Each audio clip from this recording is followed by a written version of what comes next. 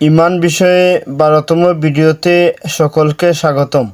আসসালামু আলাইকুম ওয়া রাহমাতুল্লাহি ওয়া বারাকাতুহু। সম্মানিত অডিয়েন্স ও ভিউয়ার্সগণ, আপনাদের প্রিয় ফেসবুক পেজ ও ইউটিউব চ্যানেল বেসিক টিউটোরিয়াল ধারাবাহিক ভিডিও হিসাবে আজকে থাকবে ইমান বিষয়ে 12তম ভিডিও।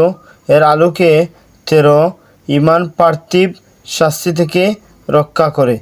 আমার ইসলামী ইউটিউব চ্যানেল ও ফেসবুক পেজের সকলকে অভিবাদন। ইউটিউব ও ফেসবুকে পেতে আমাকে সার্চ করুন, বেসিক টিউটোরিয়াল লিখে সাথে সাথে পেয়ে যাবেন ইনশাল্লাহ।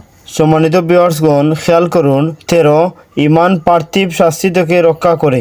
আল্লাহ রাব্বুল আলামিন সূরা হুদের 58 নং আয়াতে বলেন, وَلَمَّا جَاءَ أَمْرُنَا نَجَّيْنَا هُودًا وَالَّذِينَ آمَنُوا مَعَهُ بِرَحْمَتِهِ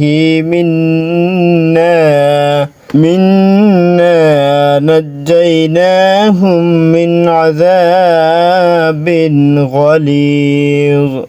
এবং যখন আমার নির্দেশ এলো, তখন আমি হুদ ও তার সঙ্গে যারা ঈমান এনেছিল তাদেরকে আমার রহমত ও দয়ায় রক্ষা করলাম, তাদেরকে কঠিন শাস্তি থেকে। সুবহানাল্লাহ।